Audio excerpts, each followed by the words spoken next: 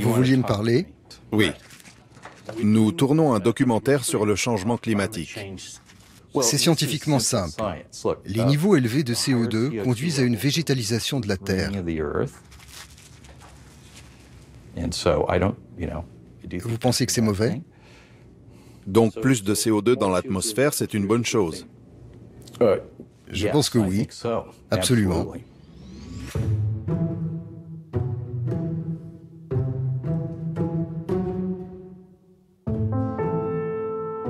Imaginez un monde où la science ne serait pas digne de confiance.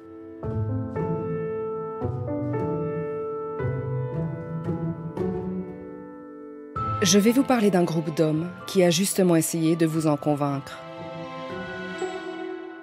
Un groupe qui veut vous faire douter du changement climatique.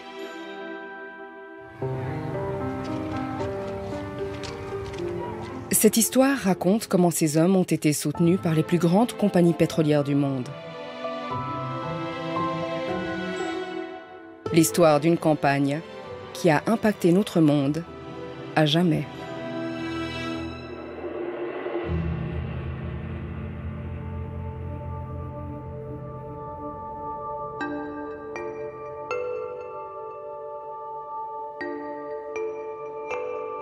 Cet homme, au centre, est un scientifique de la NASA. Il s'est rendu au Sénat américain pour délivrer un message au monde. Essayez de deviner de quand il date. Monsieur Hansen, pouvons-nous commencer, s'il vous plaît? Je vous remercie de me donner l'opportunité de présenter le résultat de mes recherches sur l'effet de serre. Le réchauffement climatique est désormais suffisamment important pour que nous puissions établir avec un degré de confiance élevé une relation de cause à effet entre celui-ci et l'effet de serre. Nous sommes en 1988. Les téléphones ressemblent à ça et Internet à ça. En ce temps-là, le monde réalise que le changement climatique doit être pris au sérieux. C'est ce que les scientifiques appellent l'effet de serre et à long terme, il pourrait provoquer des changements dévastateurs pour la vie sur Terre. C'est un problème dont nous sommes en grande partie responsables. Nous manquons de temps pour trouver une solution. En 1988, les Nations Unies créent le GIEC, l'Organisation pour le climat composée de scientifiques du monde entier qui donne raison à James Hansen. Et les dirigeants du monde entier les écoutent. Ceux qui pensent que nous sommes incapables de faire quelque chose pour l'effet de serre oublient l'effet Maison Blanche. Les preuves sont là. Le mal est fait. Nous ne pouvons pas rester sans rien faire.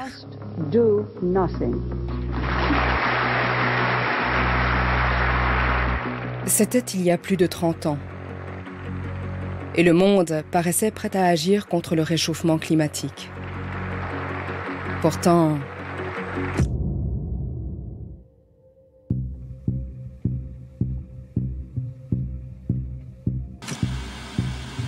une multiplication par 2 du CO2 dans l'atmosphère aura un effet vert considérable sur notre planète.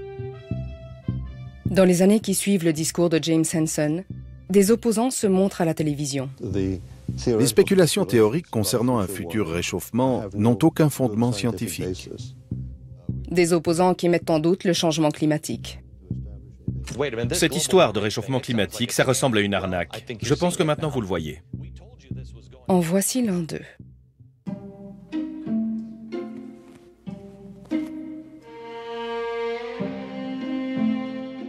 Je passe la majeure partie de mon temps dans les journaux, les magazines, à la télé et à la radio à contester les actions pour le climat et lutter contre la panique.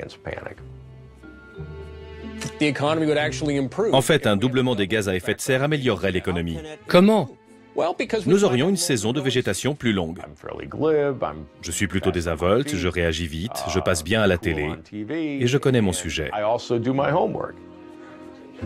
Dans les années qui suivent le discours de James Hansen, Jerry Taylor est embauché par le Cato Institute. Je m'appelle Jerry Taylor, je suis le directeur des recherches sur les ressources naturelles au Cato Institute. Cato a embauché des gens comme moi, principalement pour changer l'opinion publique. Et c'est ce que j'ai fait. Il se peut que certains phénomènes extrêmes se produisent à l'avenir, mais on ne sait pas quelles en sont les probabilités.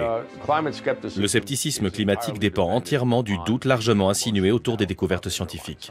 James Hansen de la NASA pense que les chances sont de 7, 10, 12, 15, 20%. D'autres scientifiques penchent plutôt pour 0,3%. Le déni des découvertes scientifiques est la phase essentielle du débat.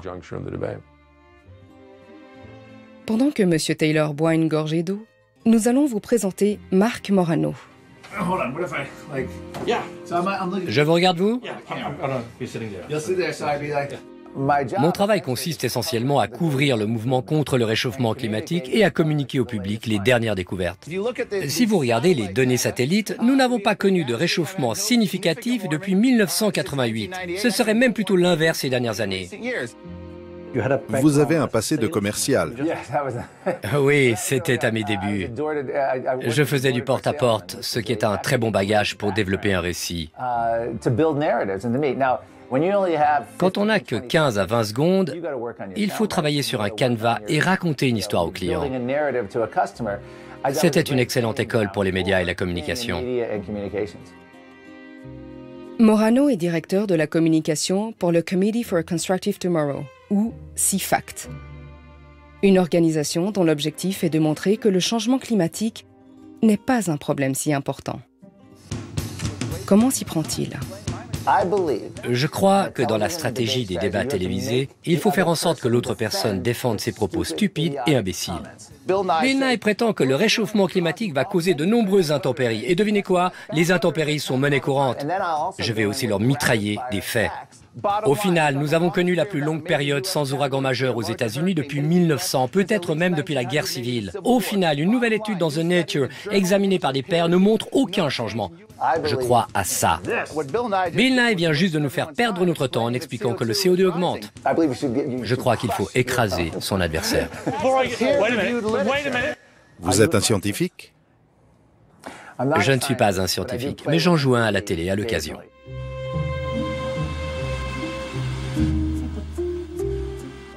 Les gens ne prennent pas position parce qu'ils se retrouvent coincés par des arguments basés sur la raison. Ils aimeraient d'abord prendre position sur la base de raisons émotionnelles, idéologiques ou de caractère individuel. Et leur faculté de raisonnement n'intervient que plus tard pour justifier la position qu'ils ont choisie. Voici la recette de Jerry Taylor pour y parvenir.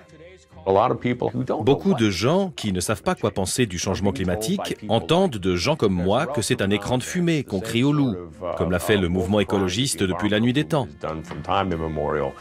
On nous a d'abord dit qu'une explosion démographique allait éradiquer l'humanité, et cette explosion n'a jamais eu lieu. On nous a dit ensuite qu'on allait manquer d'énergie fossile et de denrées agricoles, qu'on allait tous mourir de faim. Ça n'est jamais arrivé.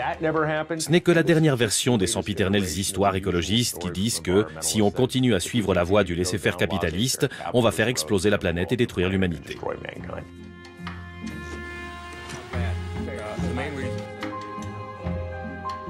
Il y a quelque chose dans ces images que vous ne pouvez voir.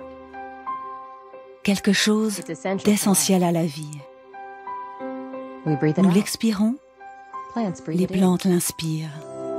C'est le dioxyde de carbone, le CO2.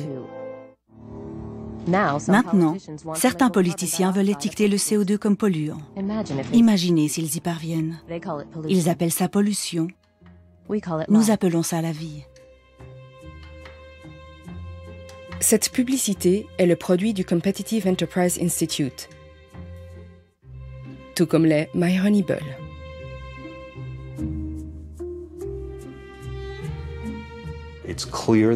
Il est clair que la Terre se végétalise. Vous pensez que c'est mauvais?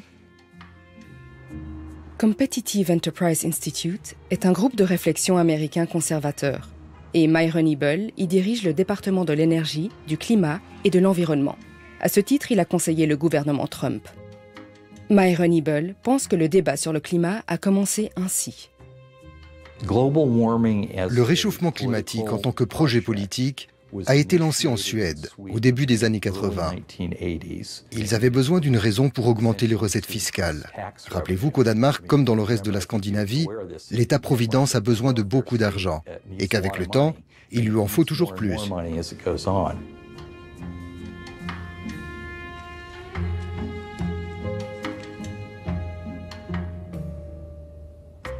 Tous les experts climato-sceptiques que vous venez d'entendre travaillent pour des organismes d'intérêt et des groupes de réflexion.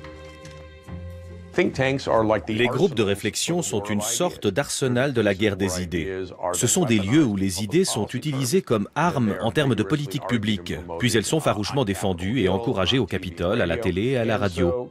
De ce point de vue, Cato était extrêmement influent, parce que c'était l'un des plus grands groupes de réflexion du centre droit aux États-Unis, et il l'est toujours. Il a eu beaucoup de visibilité parce qu'il a investi dans la communication. Taylor diffuse donc le climato-scepticisme pour le compte de l'un des groupes de réflexion les plus influents aux États-Unis. Voici à quoi ressemble pour lui une journée de travail ordinaire. Je reçois des appels de chroniqueurs et de journalistes qui ne sont pas des experts en politique climatique.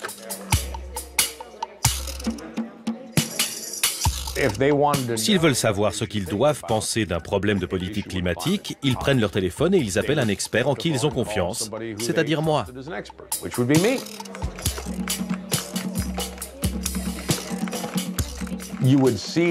Vous verrez les arguments que j'ai mis en avant être repris par d'autres personnalités, des intellectuels publics, des journalistes, des membres du Congrès et toutes sortes de gens de droite.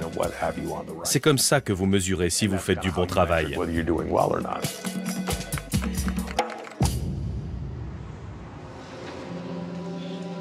Jerry Taylor nous raconte que ces arguments s'appuient sur les calculs du chercheur Patrick Michaels, également employé par Cato. Quiconque affirme que le dioxyde de carbone est responsable de la majeure partie du réchauffement climatique au XXe siècle ignore les chiffres de base. Les experts climato-sceptiques recueillent leurs arguments auprès d'un groupe de scientifiques eux-mêmes climato-sceptiques. Le physicien et climatologue Fred Singer a fondé l'organisation Science and Environmental Policy Project, le SEPP. Le SEPP est à l'origine de la déclaration de Leipzig, dans laquelle une centaine de scientifiques émettent des doutes sur le réchauffement climatique. Des experts et climatologues ont signé et inscrit leur nom et ont mis en garde contre la prise de mesures hâtives concernant le réchauffement climatique. Réchauffement climatique qui représente un faux problème.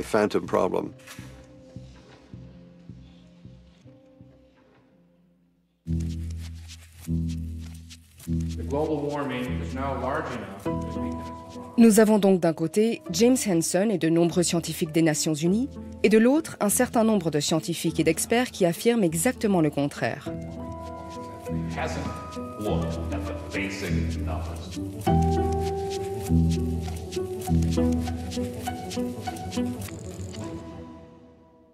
Comment cela est-il possible?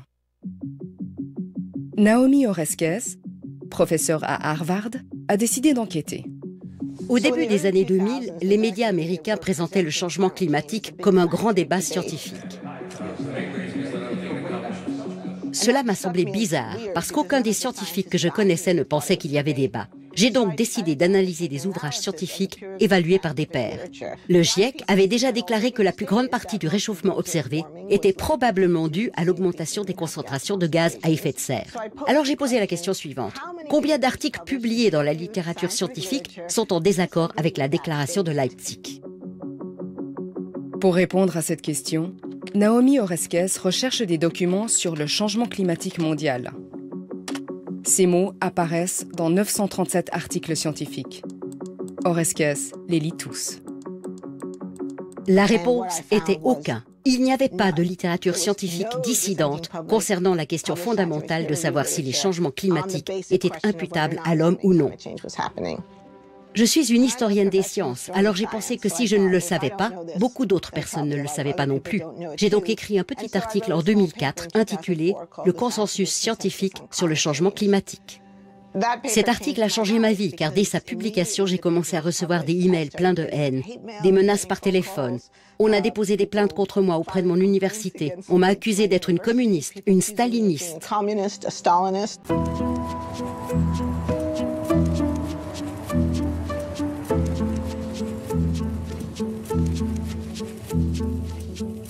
Un jour de printemps 1998, un groupe d'hommes se réunit au siège de l'organisme de l'industrie pétrolière, l'American Petroleum Institute.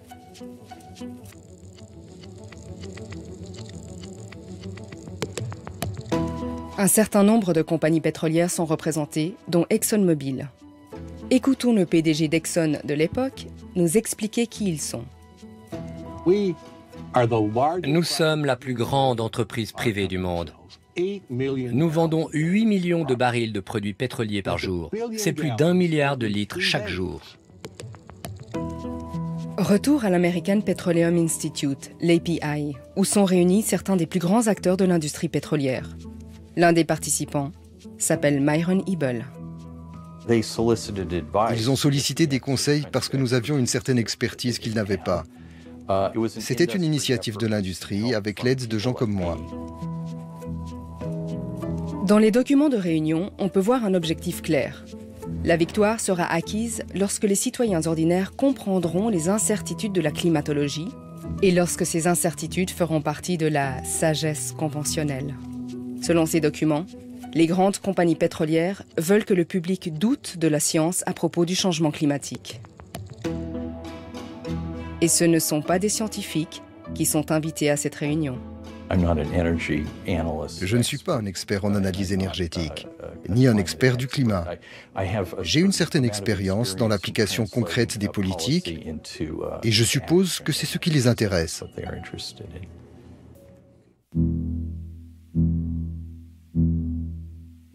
Lors de cette réunion, une stratégie est élaborée. Ce document, qui a fuité par la suite, montre comment l'industrie pétrolière prévoit de semer le doute sur la science.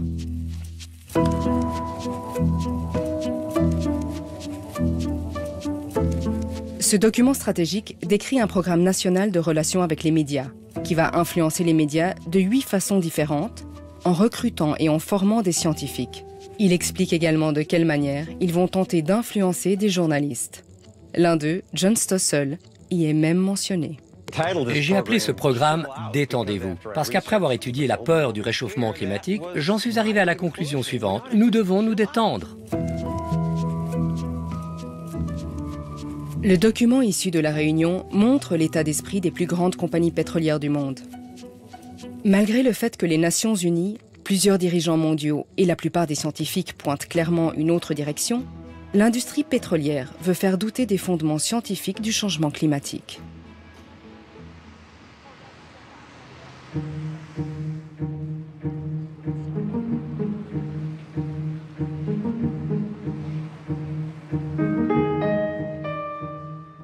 Le document explique comment les écoles doivent être influencées par une initiative appelée « Sensibilisation et éducation directe à l'échelle nationale ». De nombreuses universités, comme Harvard, reçoivent régulièrement des fonds de sociétés privées. Il s'agit d'une pratique courante, parfaitement légale au sein d'universités prestigieuses. Jeffrey Supran est doctorant. Nous le rejoignons pour une projection de film en 2017. Le Harvard Kennedy Center a annoncé la projection d'un film.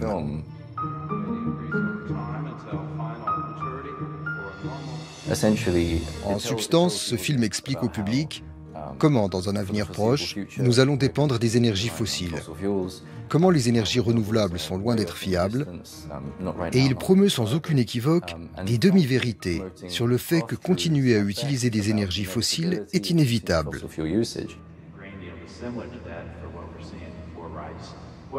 Si vous êtes étudiant et que ce film est autorisé par Harvard, alors il est sûrement crédible, jusqu'au moment où l'on creuse un peu sous la surface. Les têtes pensantes universitaires, celles qu'on nous présente comme professeurs dans les universités, ont toutes, sans exception, des liens avec l'industrie pétrolière et gazière. Qu'il s'agisse de relations de conseil, de la gestion de centres qui dépendent du financement d'énergie fossile, ou de leur présence dans les conseils d'administration des compagnies de gaz naturel. Le producteur du film n'est autre que la compagnie pétrolière Shell. Le réalisateur du film est le vice-président d'une compagnie de gaz qui a reçu 300 000 $ de la Shell Oil Company. On voit donc émerger un modèle.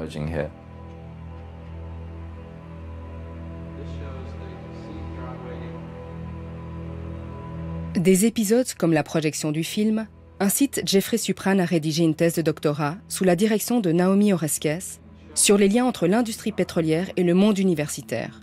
Voyons ce qu'il a découvert. Harvard reçoit des financements importants de plusieurs compagnies pétrolières. Le département de l'énergie de Stanford reçoit également des millions de l'industrie pétrolière. L'université nie toute implication de sponsors dans ses recherches et sur son site web, elle souligne son indépendance académique. Mais quelques lignes plus loin, il est indiqué qui décide vraiment des recherches à financer. La décision finale sur le financement est prise par le comité de gestion qui comprend un représentant de chacun des sponsors. Et le sponsor principal qui a voix au chapitre dans le financement de la recherche n'est autre qu'ExxonMobil. Berkeley, berceau des mouvements étudiants de 68, a un centre de recherche énergétique dans lequel la compagnie pétrolière BP a investi des millions. Selon Jeffrey Supran, BP a son mot à dire sur ce qui fera l'objet de recherche.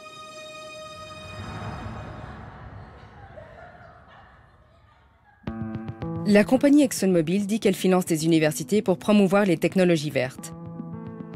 Et Shell nous dit qu'elle veut contribuer à relever le grave défi climatique.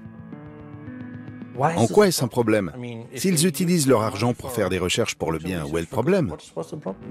Quand les personnes, les institutions qui sont censées résoudre la crise climatique dépendent essentiellement de l'industrie qui a le plus à perdre de leur travail, cela crée un conflit d'intérêts assez important. Jeffrey Supran pense que ces millions sont destinés à influencer les étudiants, les professeurs et les scientifiques. Cela sort tout droit d'un plan stratégique. Le document stratégique de l'EPI le précise également. Informer les professeurs et les étudiants des incertitudes de la science climatique érigera une barrière contre les efforts visant à imposer des mesures analogues à celles de Kyoto, des mesures mises en place pour limiter les émissions de CO2. Et c'est pourquoi, dans le milieu de la recherche médicale, ils ont établi des pratiques, des règles, selon lesquelles il faut divulguer ce genre de conflit d'intérêts. De nombreuses universités recevaient des millions de dollars de l'industrie du tabac. Mais en 2001, 31 universités, dont Harvard, décident de ne plus laisser les compagnies de tabac sponsoriser la recherche sur la santé. Nous n'avons rien de tel en matière d'énergie et de climat.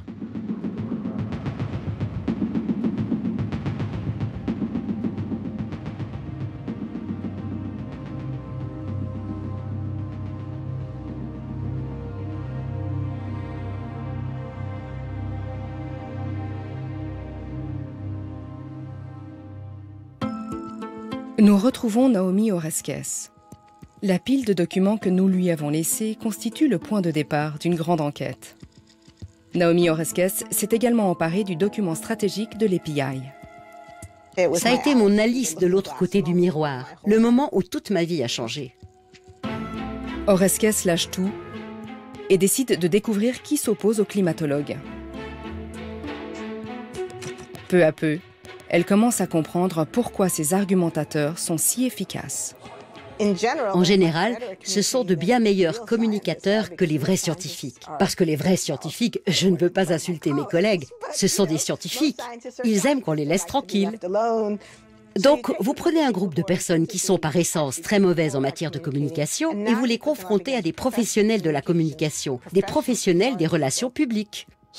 Quelqu'un qui va s'opposer à moi à la télévision ou à la radio en sait peut-être plus que moi. Il peut s'agir de scientifiques. Moi, je ne suis pas un scientifique. Mais ce ne sont pas forcément de bons communicateurs. Et si vous mettez un mauvais communicateur en face d'un bon communicateur, même les arguments de pacotille auront tendance à gagner. Un jour, quelque chose va radicalement changer la vie de Jerry Taylor. Je participais à un débat au début des années 2000 avec Joe Romm.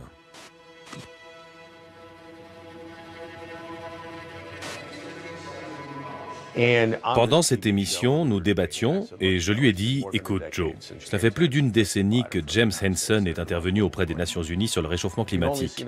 On n'a vu jusqu'à présent qu'un quart du réchauffement qu'il avait prédit. Si ça continue comme ça, et il n'y a aucune raison que ce ne soit pas le cas, les changements climatiques seront un non-événement. »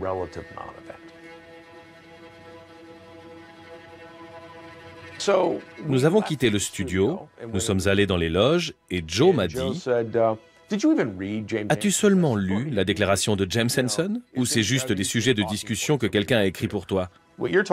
Tu parles du scénario A, mais il y a un scénario B et un scénario C. Si tu observes le scénario B, tu verras que les émissions de CO2 que nous avons observées depuis la déclaration ont plutôt suivi ce que Hansen avait prophétisé. Et si tu regardes les projections des températures, elles sont assez justes. Alors quand tu vas à la télévision et que tu dis que les modèles fonctionnent très bien, ce sont des foutaises. Donc je te lance ce défi. Tu retournes dans ton bureau et tu relis la déclaration de James Hansen. Et tu me dis si ce que je suis en train de raconter est faux. Ou alors tu restes un politicard, je m'en fiche, et je ne vais pas continuer à débattre avec toi. Je déteste ça.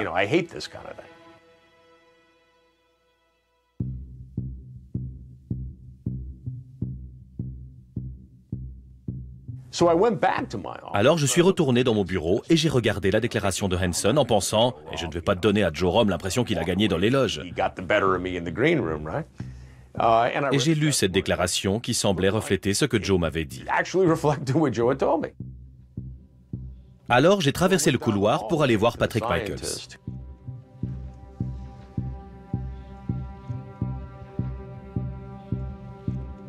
Et je lui ai expliqué ce qui s'était passé. Je viens de débattre avec Joe, on a eu cette conversation, j'ai lu la déclaration et il semble que Joe ait raison. Alors qu'est-ce que j'ai manqué?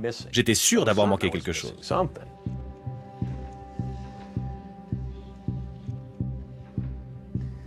Mais il s'est avéré que je n'avais rien raté.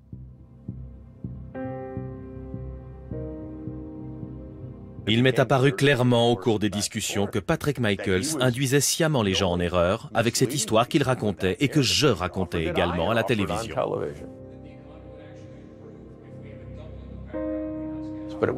C'est à partir de ce moment-là que j'ai commencé à faire quelques vérifications préalables des récits scientifiques que je présentais, ce que j'aurais dû faire depuis le début.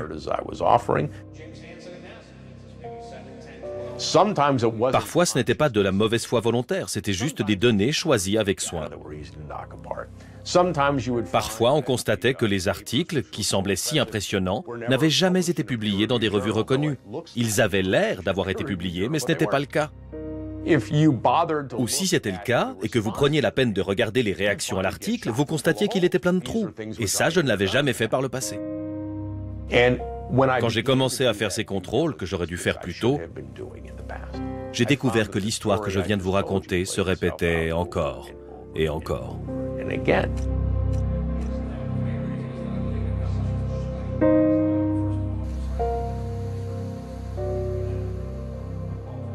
Nous avons présenté la critique de Jerry Taylor à Patrick Michaels.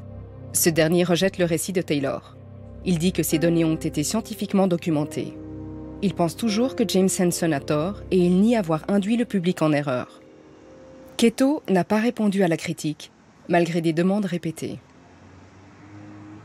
Vers la fin de mes années chez Keto, quand j'ai compris que je ne pouvais pas éviter les débats sur le climat, parce que j'étais en charge des opérations énergétiques et environnementales, cela me gênait de présenter les anciens arguments. Alors ce sont les arguments de Lomborg que je mettais en avant. Ok, stop. Les arguments de Lomborg? Le Danois Björn Lomborg. Pourquoi Taylor le mentionne-t-il? Dans un éditorial paru dans le journal Politiken en 1998, Björn Lomborg écrit « L'effet de serre est douteux ». Selon Jerry Taylor, l'argument de Lomborg ressemble à ceci. Vous voulez dépenser 10 000, 20 000 milliards de dollars pour décarboniser l'économie mondiale? C'est de l'argent qui ne sera pas dépensé pour une autre cause qui pourrait en valoir la peine et améliorer le bien-être de l'humanité. Voilà l'argument utilisé par Lomborg. Ce n'est pas insensé. C'est une bonne façon de voir les choses. Lomborg n'a pas voulu participer à ce documentaire, mais il souligne qu'il croit au changement climatique provoqué par l'homme. Il qualifie maintenant sa déclaration de l'époque sur l'effet de serre de maladroite. Revenons maintenant au moment où nous avons interrompu Jerry et ses derniers jours chez Keto. Ce sont les arguments de Lomborg que je mettais en avant. Mais j'avais aussi perdu confiance en eux, parce que si on observe la liste complète de tous les résultats possibles du changement climatique, on ne sait pas comment ça va se passer exactement. On sait que ça ne va pas bien se passer, mais on ne sait pas si ce sera modestement mauvais ou catastrophiquement mauvais sur une échelle de science-fiction et d'horreur. Ça pourrait être n'importe lequel de ces scénarios. Et si l'on considère cette liste de résultats, il est pratiquement impossible de s'opposer à l'action pour le climat.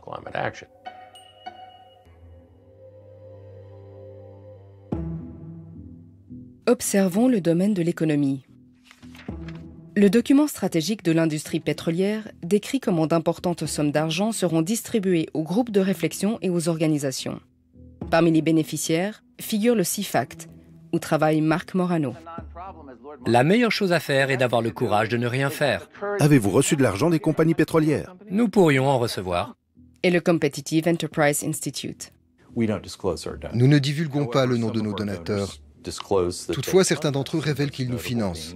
Le plus notable étant ExxonMobil, qui a financé un certain nombre de groupes, depuis probablement une décennie. Des dossiers fiscaux, des rapports financiers et d'autres documents montrent qui a été financé par ExxonMobil de 1998 à 2006, c'est-à-dire après la réunion stratégique.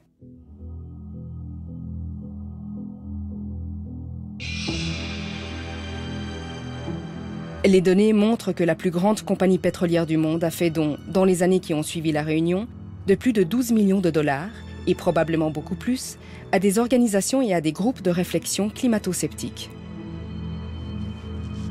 Mais ExxonMobil n'est pas la seule à financer les sceptiques. Un projet de recherche américain a montré comment d'autres compagnies pétrolières, ainsi que de nombreux conservateurs fortunés, ont donné des milliards aux climato-sceptiques.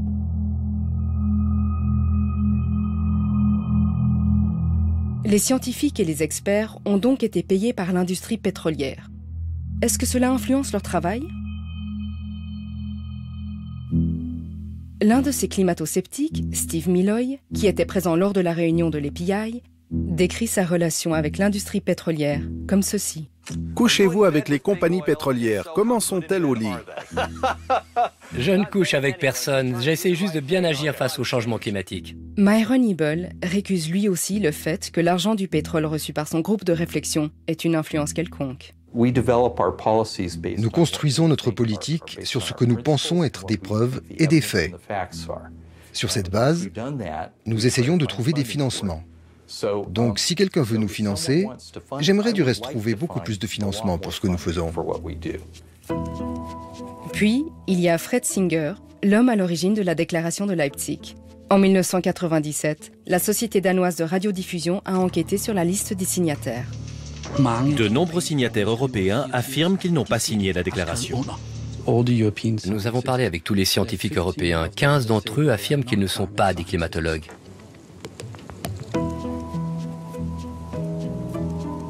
Je n'ai vu aucune preuve de cela. Mais ils nous l'ont dit. Nous avons parlé à tout le monde. Ils disent qu'ils ne sont pas climatologues. Quelle est votre question? Vous les présentez comme des climatologues. On m'a dit qu'ils étaient climatologues. Le SEPP, l'organisation de Fred Singer qui est derrière cette liste, a elle aussi reçu de l'argent d'ExxonMobil. L'industrie pétrolière était l'un des principaux banquiers et supporters de l'opposition à l'action climatique.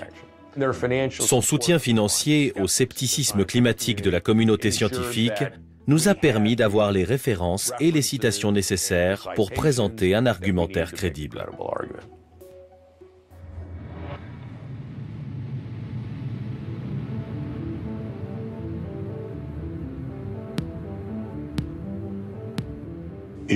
Est-ce que la Terre se réchauffe? Il y a beaucoup de discussions là-dessus.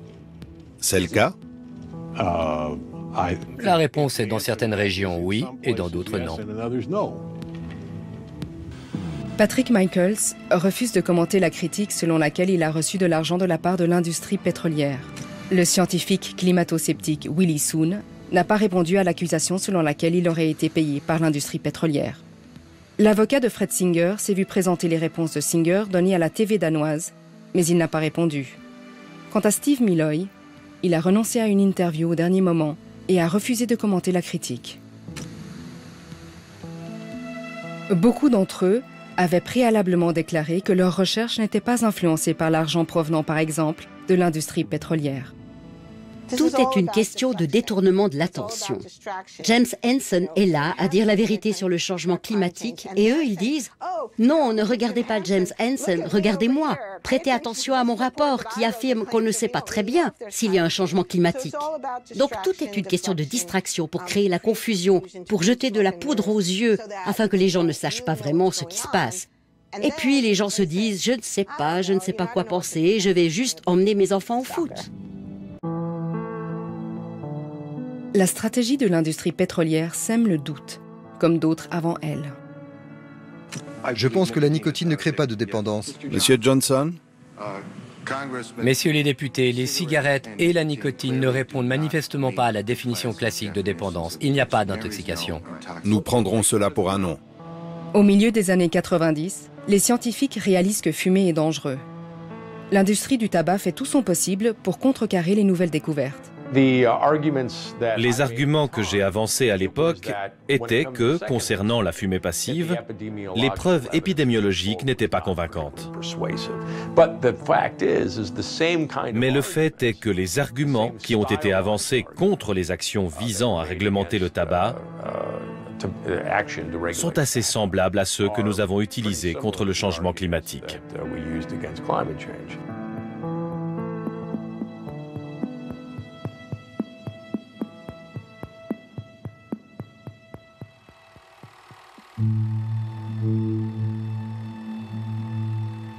Mais que savait vraiment l'industrie sur le changement climatique lorsqu'elle a lancé cette campagne?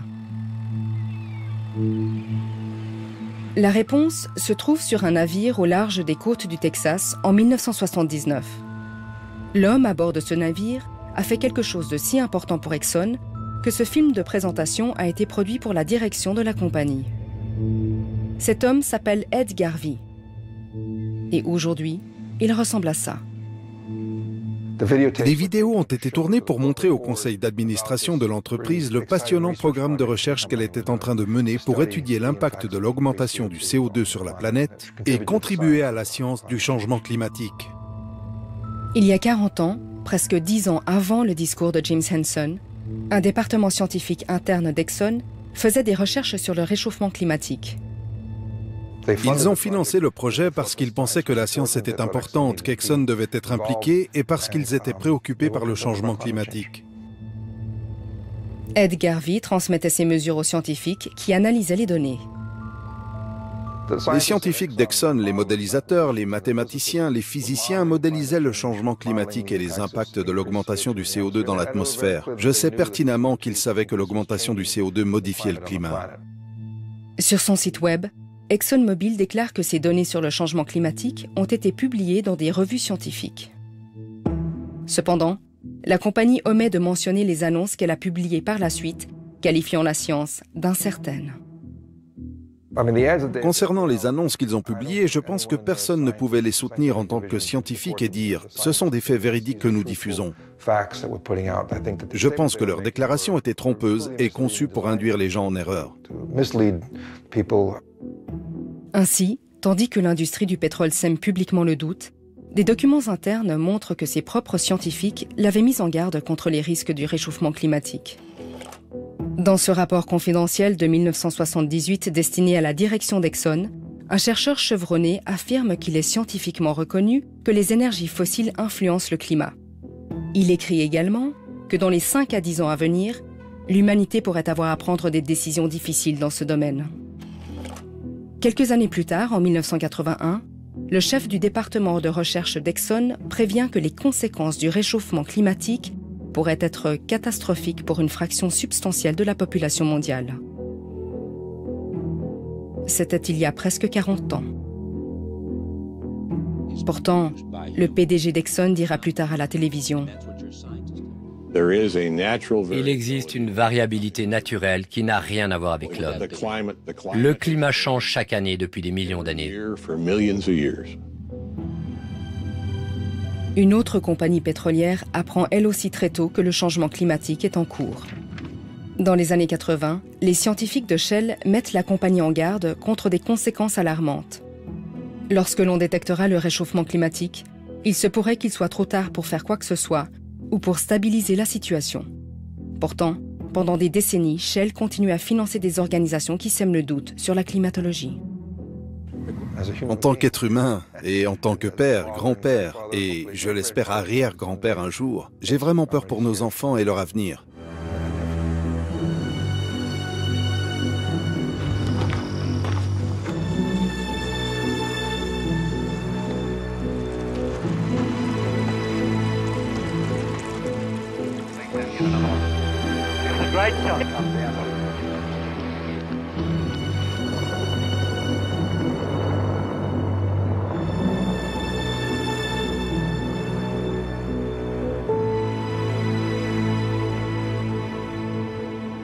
ExxonMobil nie avoir dissimulé des données sur le changement climatique. Son site web affirme que les risques du changement climatique sont réels et que les recherches d'ExxonMobil ont été publiées dans des revues scientifiques. Nous avons demandé à ExxonMobil pourquoi elle avait financé des climato-sceptiques et pourquoi, dans ses annonces et ses déclarations, elle avait émis des doutes sur la climatologie. Mais Exxon n'a pas répondu à ces questions et a refusé une interview. Nous désirions également interroger l'API à propos des critiques sur le fait qu'elle avait semé le doute sur la climatologie, mais l'API n'a pas répondu ni accepté d'interview.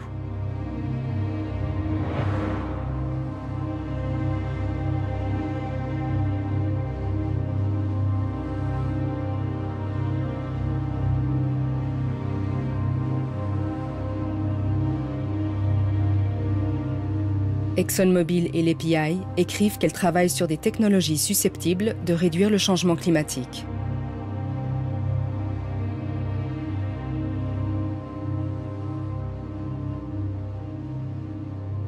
C'est également ce qu'elles déclarent dans des spots publicitaires. Les plantes capturent le CO2. Et si d'autres types de plantes le capturaient aussi? Ils ont réduit les émissions de carbone au niveau le plus bas de notre génération. Faisons mieux demain, ensemble.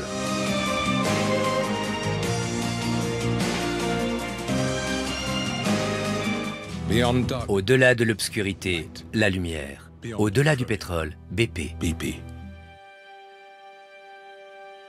Mais dans quelle mesure les compagnies pétrolières sont-elles réellement vertes aujourd'hui?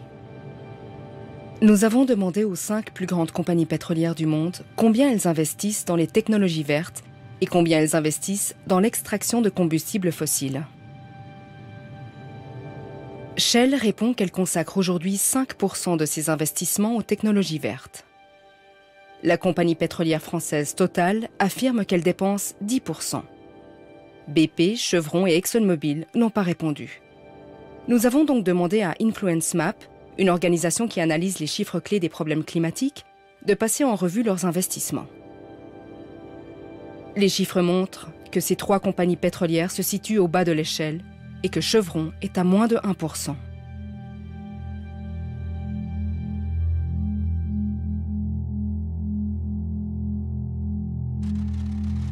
Les chiffres combinés montrent que les investissements en combustibles fossiles des 5 plus grandes compagnies pétrolières du monde sont en moyenne de 95%.